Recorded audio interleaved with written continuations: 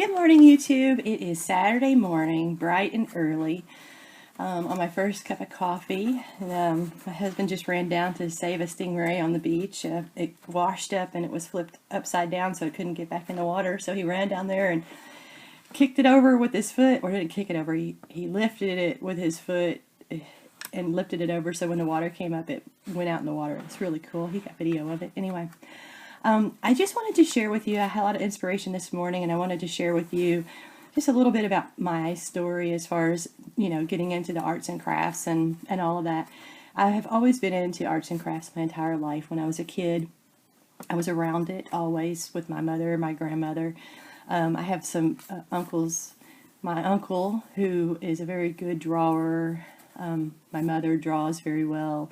So I was around it all my life. So I always drew and painted and did all different types of things. Art was my favorite class in school. Anyway, so I kind of went through a dry spell for a long time. And my husband, when we first transferred from where we met to Maryland, we had this little rental in Port Deposit, Maryland. And we were living out of boxes, basically. All of our stuff was in storage, and we didn't have anything. I do IT, so I was working from home, and I had a TV tray and a terrible chair, and that was all I had. One day, shortly after we moved there, he brought home this kit from Michael's. He had a Michael's next to where he works, and he brought the kit home, and it was one of those beginner kits with the oil paints, watercolors, acrylics, paintbrushes. It had an easel, and he brought me home some canvases, and he said, "Here," And then that's when I really woke up again. I said, "Oh my gosh!" So I started painting again and doing a little bit, and then we bought our house, and we bought a 100-year-old home. And we renovated it, so that took a lot. That was a lot of artistic expression there. The house was beautiful, and it was pretty much dilapidated. It hadn't been lived in for 30 years, so we tried to save the house and put it back in its original form. And then the things that we weren't able to put back in the original form, we were able to work together and design it the way we wanted to, basically. But it's true to its age. But anyway, long story short, is last year we moved to another place, and last year I got I had this empty spot, and I needed to create. So I started watching YouTube, and I got into the Art Geek crowd. They do a lot of mixed media and stuff like that, and if you're interested in mixed media or just being inspired by it, Google Art Geeks. Or YouTube, I'm sorry, search YouTube for Art Geeks. And there is a lot of great artists that work with that group. And they really got me inspired. They were the ones that really started me on this path of creative craziness. Anyway, so there's one person in particular who's not in Art Geek. She's with Ranger. Her name is Dyan Reaveley. I started watching her, and I was just fascinated by her, really. And she talked about how she works with, ink sprays and stamps and all of this and that and the other. And I just thought it was the coolest thing. So she actually got me into stamps and ink sprays. And I wasn't sure if I was really going to be committed to it. So I needed a way to try it without it being overly expensive. And one of the best things I ever did was get online and search for, spray inks, liquid inks, whatever, and I found this, okay, and I bought 6 of these for about $20. I got them off of Amazon, and Amazon has varied costs, so you want to look at the different places that sell it on Amazon. But these are called Color Splash, and you get, if you get the 6-pack, it has the purple, the green, the blue, the red, and I believe that's orange and yellow. I believe that's the colors. It doesn't, I don't think it really says on the bottle. Yeah, that's orange. Sorry, it does say on the bottle. Orange. And I bought a bunch of these little Maya Road bottles. And the reason why I'm telling you about the bottles particularly is because I have not had these two dry up. They spray perfectly every time, and they spray well. So, and you know how spray bottles are. You know, hairspray, whatever bottles, they get stuck, and you have to change out the top or whatever. But these seem to work really well. And these are very highly concentrated, and the color is very, very, very deep. And you know, a lot of teachers, from what I read online, use this in their art classes, and because it's concentrated, and you can get a lot out of one bottle. So what I did was I put some of that colors that this is actually not a Maya Road, but it doesn't matter because I was using all the bottles I could get my hands on. I even used a hairspray bottle. Anyway, so you put a little bit of the color in there, and depending on how deep the color you want, I mean, you could probably put straight color in here, and that would just be really deep. So you do put a little water in there, and I think I probably put 2/3 color and 1/3 water, which may be too deep, but you can get, you know, a varied amount of deepness of the color by how much water you put in there. And so I just wanted to show you some of the things that I did with these colors. And I want to also say I did have 2 bottles of Perfect Pearls, and I had 1 bottle of Color Shine. I believe this is it. So I had just a few of these, and I used them with these. And the colors were just amazing, and I'm going to show you here. So in my romance mini album, I talked about how I dyed my paper. I dyed my paper with those color sprays, and I actually used it from the bottle that was already diluted. And this is what I got. And basically, you just put it in a pan of water. And I probably used hot water because a lot of times when you're tea dyeing, when coffee's staining or whatever, you use hot water. But this is what I got. And just look at the deepness of that color. I mean, it's beautiful, and it's you like it to be not perfect, right? You want to see all those different variations of color. But for the most part, I did get a nice even color, color from it. And you do kind of flip it, manipulate it, and if you even scrunch it while it's in the pan, you'll get a lot more of those varied colors. So, and that's just with plain copy paper, and that was a lot of fun. That worked really, really well. So when I first got these, I also bought myself an art journal, and I bought this one, which is the watercolor 140-pound sheet. I did a lot of research, and this was the one that everybody was talking about. And I love working with watercolor paper anyway. I have always dabbled in watercolor. I've not been very, I haven't really perfected it by any means. But I was interested in trying to learn how to do that. And I am a self-taught artist, or if you want to call me that. I mean, and maybe you don't, but that's a phrase that it's really hard to give yourself, but because we just do what we love, right? We're not really sure that anybody else likes it. We just know that we love it, and it's beautiful in our eyes, and it would be really great if other people thought it was beautiful as well. Anyway, so Dyan she lives in her art journal. Everything she does in her art journal. So even if she's doing like a third-party piece that is not part of her art journal, she uses her art journal.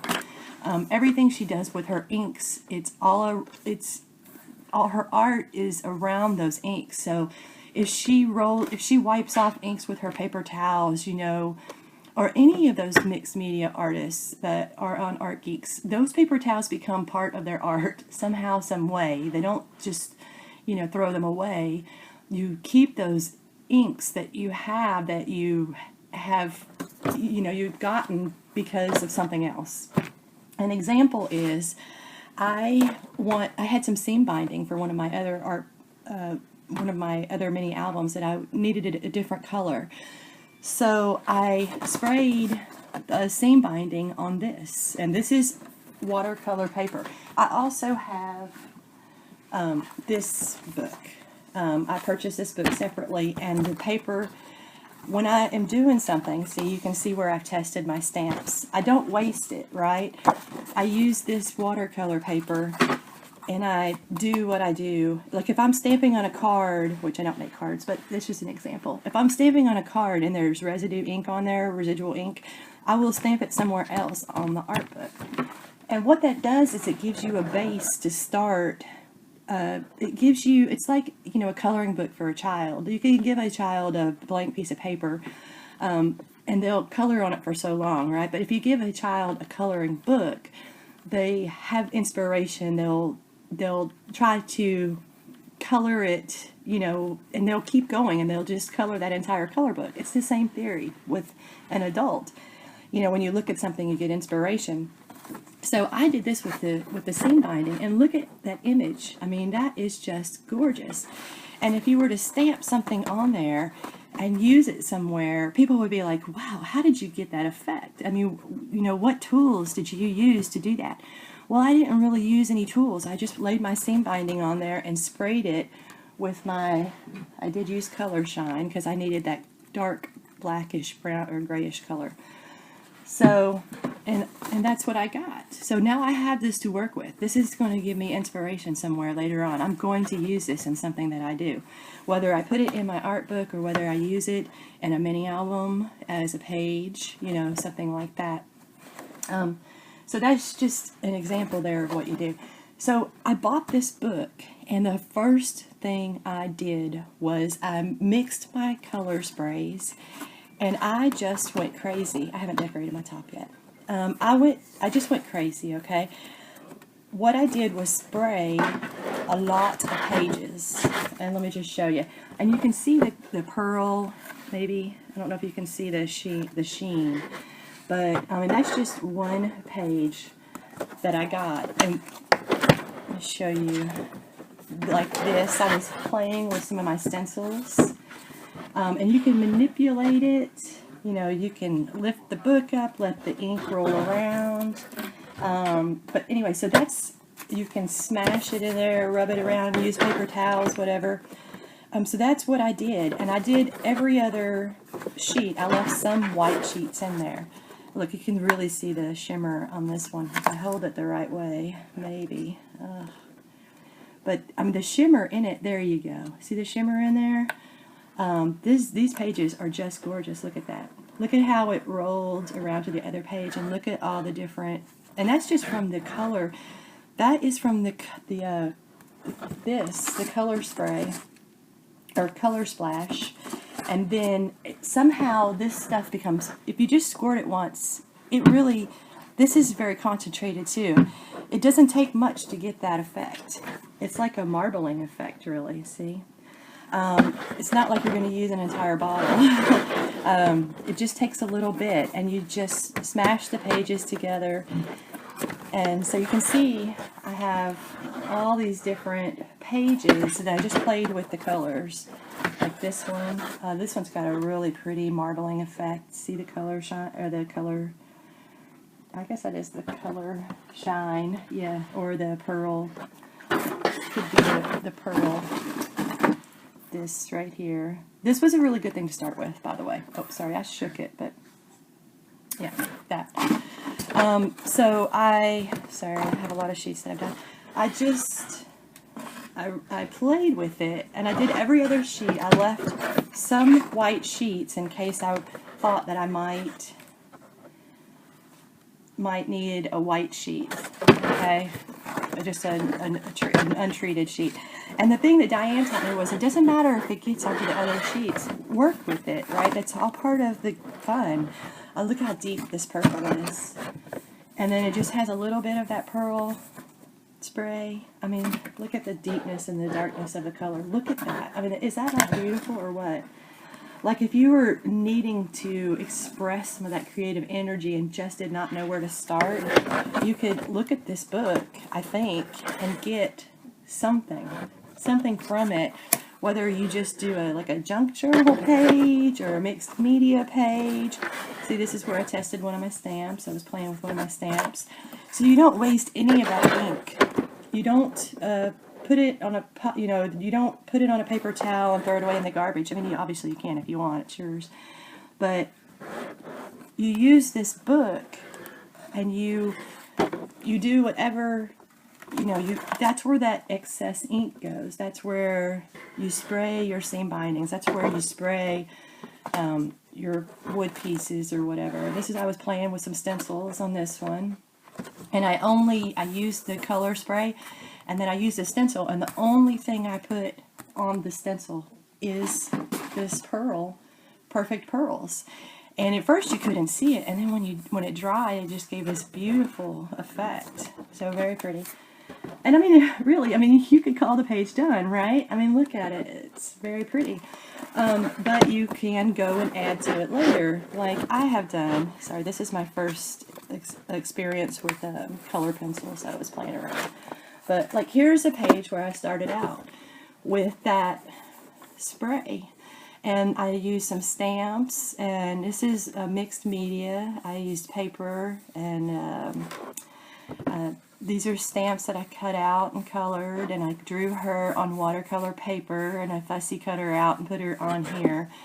But that's just an example. You can see the color coming through the back, and it just gave me, like, the green was the point where I started. And then if you just feel like messing around, right? I mean, like, these are all just messing around, just playing with my pencils and my whatever. My husband's so good to me. He brings me home things like ink tints and things like I'd never even heard of, and so I play around. This is another one, the color inspiration, one that I drew. I drew another one on watercolor paper, and I was playing with my pencils and different effects. And so this is kind of multimedia. I mean, definitely, I guess it is, because it's, I'm working with different mediums, basically. And, and then this one, I was just messing around. I had this crazy paper, I cut it out, used my stamps, used my gel pen. This is the textural, what do you call it? The molding paste. And I put some paint in there, colored it, and just used my stencils.